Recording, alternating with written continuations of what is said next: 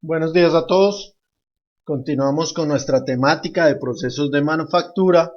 En las clases pasadas vimos los procesos de forja, los procesos de laminado, la forma de calcular las fuerzas y potencias necesarias para realizar estos procesos.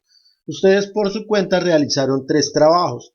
El primero sobre soldadura, procesos de soldadura, la forma como se designa una soldadura en un plano técnico. ¿Cómo se representa la soldadura en un plano técnico? Entonces, si es una soldadura continua, una soldadura intermitente, una soldadura por puntos, la forma o la posición donde va la soldadura de acuerdo al texto sobre la flecha que nos indica la soldadura. Es muy importante que ustedes repasen este tema para poder interpretar un plano de manera adecuada o poder establecer en un plano una idea de una forma estándar.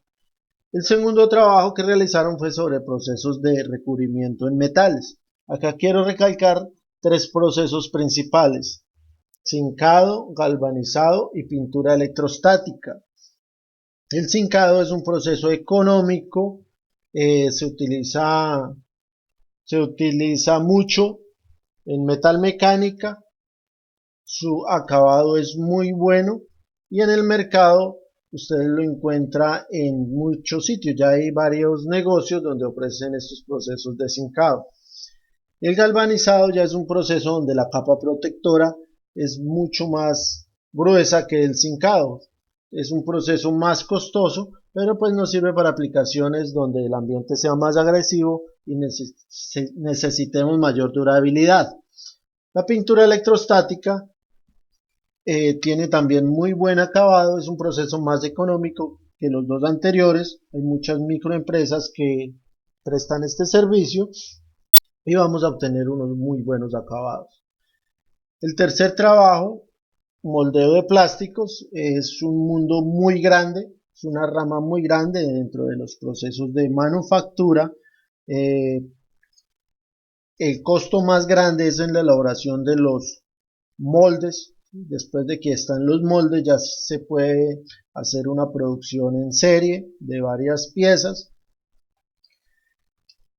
Es muy utilizado y los costos, después de diferir el costo del molde, pues son muy bajos. Ustedes ven, en plástico se encuentran diversidad de productos y sus precios son muy bajos. Vamos a continuar con la temática hablando de trabajo metálico en láminas. ¿Qué trabajos se realizan en una lámina? Para arrancar con esto vamos a definir qué es una lámina. Una lámina es un material que tiene un espesor entre un 64avo de pulgada a un cuarto de pulgada. Hablando de milímetros, entre 0.4 milímetros y 6.35 milímetros. Ya los espesores mayores a un cuarto de pulgada los conocemos como placas. Ya no son láminas sino placas. Ejemplo, 3/8, media, ya sería una placa. ¿Qué tenemos acá en la imagen? Podemos ver un punzón, una matriz en una operación de punzonado. Y acá vemos una cizalla. Una cizalla es una máquina empleada para el corte de lámina. Dentro de las operaciones de corte tenemos los siguientes elementos: un borde superior llamado punzón y un borde inferior llamado dado. Si estamos hablando de cizallas, este borde superior ya no sería un punzón, sino sería una cuchilla. En las etapas de corte tenemos tres procesos o 3 subprocesos o etapas que se dan durante ese corte. La primera es una deformación plástica, la segunda es una etapa de penetración y la tercera una etapa de fractura. Vemos acá en este gráfico superior mano izquierda el punzón o cuchilla, el material con un determinado espesor, el dado y una distancia C llamada clara. Esa distancia C es muy importante. Dependiendo de esa distancia C nos va a afectar parámetros como potencia y calidad del corte. Lo vamos a ver más adelante. Acá tenemos en la parte A la primera etapa, la deformación plástica.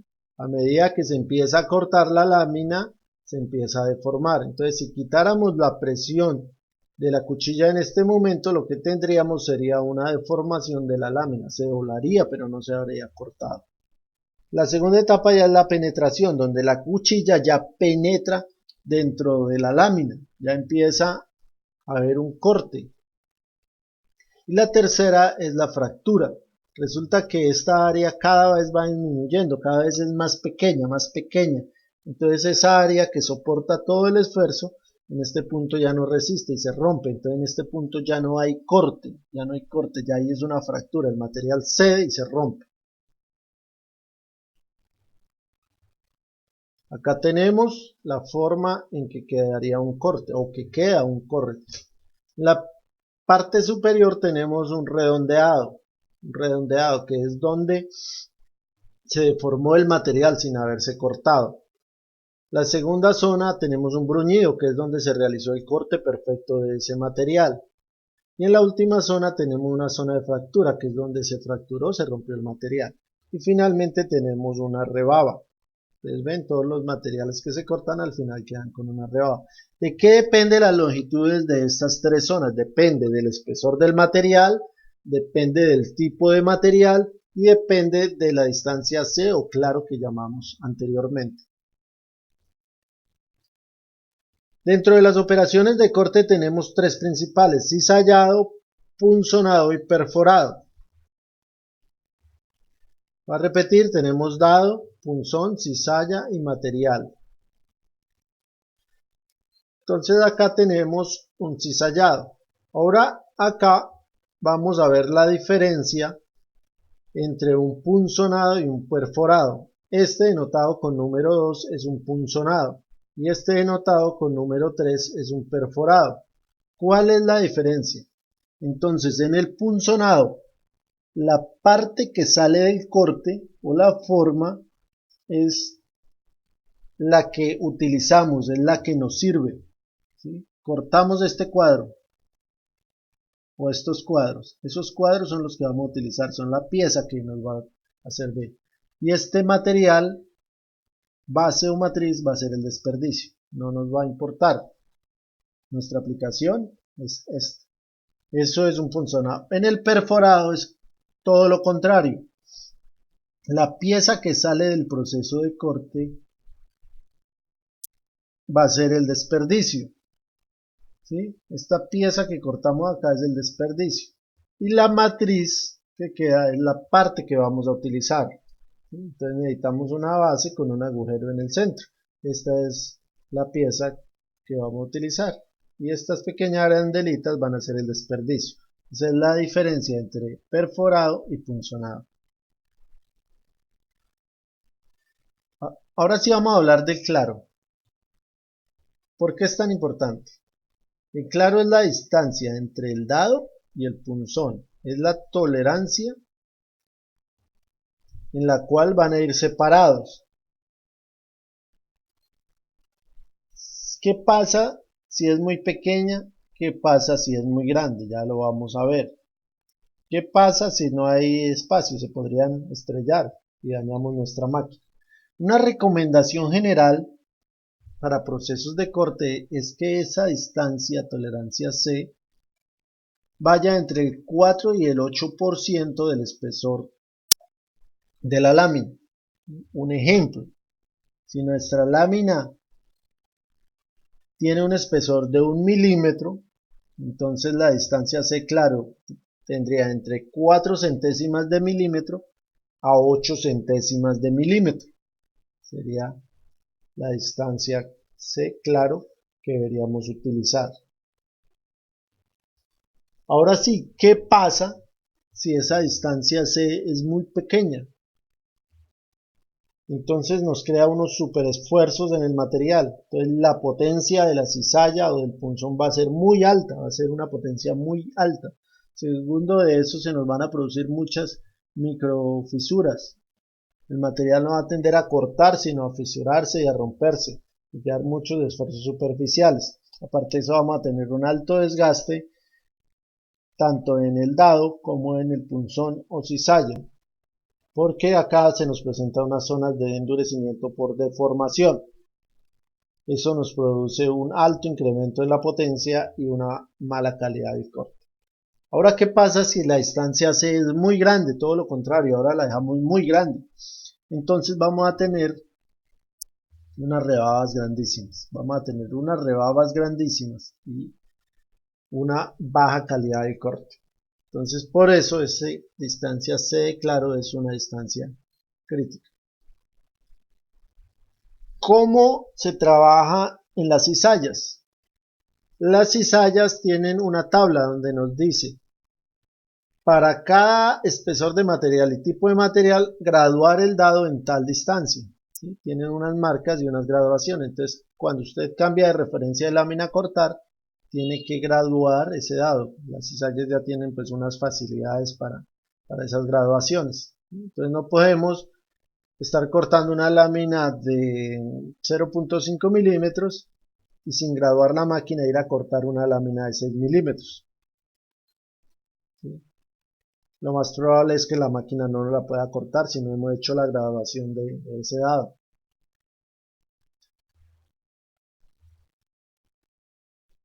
Otra forma de calcular de forma más precisa el claro. Nos dice que el claro es igual a A por T, donde A es una tolerancia y T es el espesor del material. Entonces esta tolerancia la vemos en estas tablas, donde se da una tolerancia para cada tipo de material. Por ejemplo, aleación de aluminio 0,045. Esto sería un equivalente al 4.5%, que era lo que hablamos anteriormente.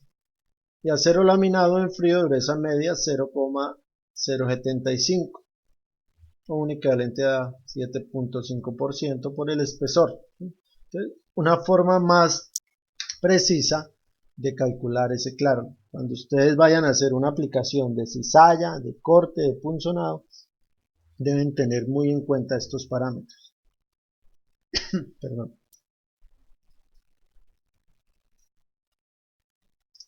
Ahora las dimensiones del punzón y del dado. ¿Cuál debe ser la dimensión del punzón y del dado? Entonces vamos a diseñar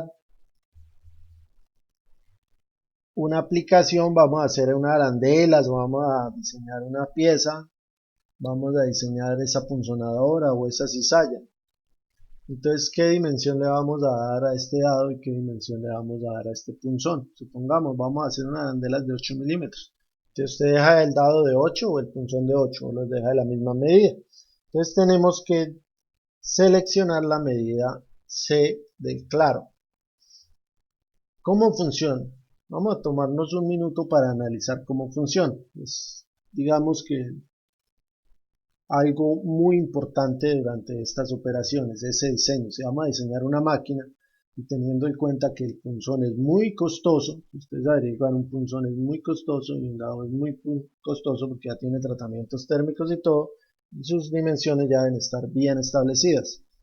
Entonces no pueden tener ambos 8 milímetros porque pues no vamos a llegar a ningún camino. Entonces vamos a verlo detenidamente cómo calcular esa distancia.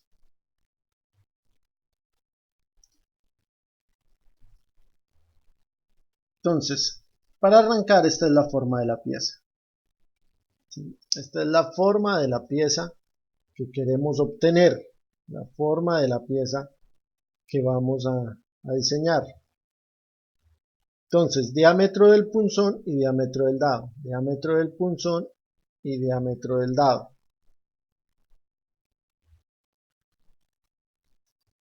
Entonces, el diámetro del dado va a ser igual al diámetro de la forma.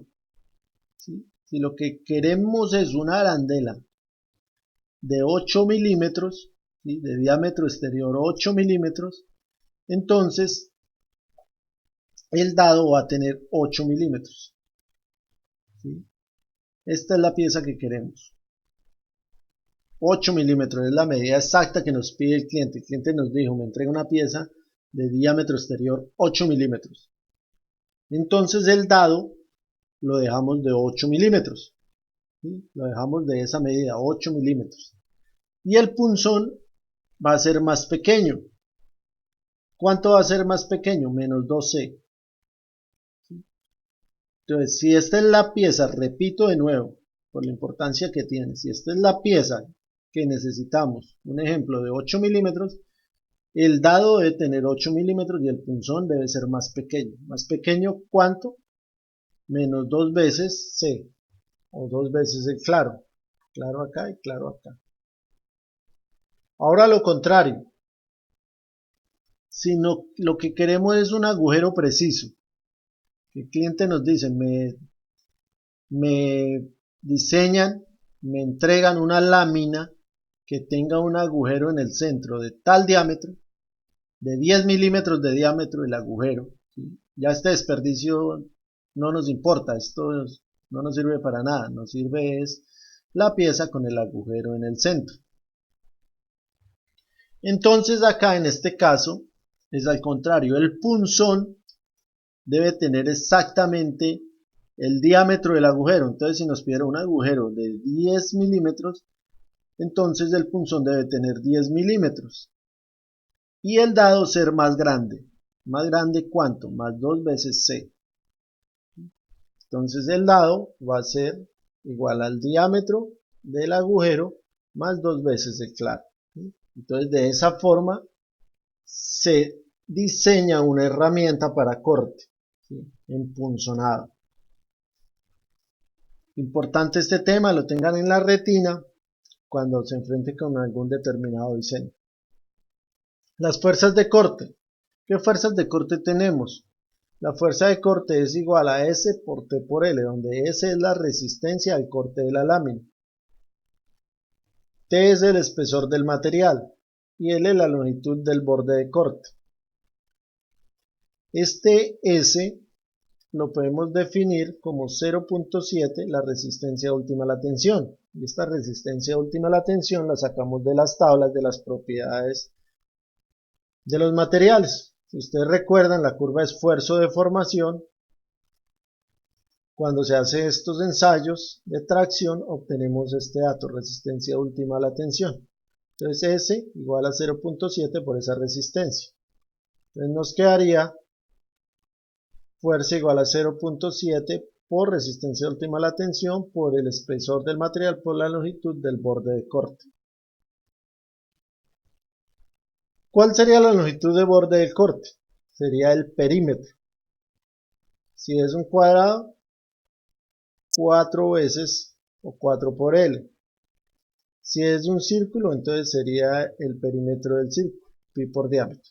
Listo, con esto terminamos esta parte, muy importante, de nuevo les repito, la importancia de calcular el claro o de seleccionar el claro si estamos operando pues una máquina que esté realizando cortes. Y la forma de calcular las fuerzas necesarias para realizar esta operación. Muchas gracias.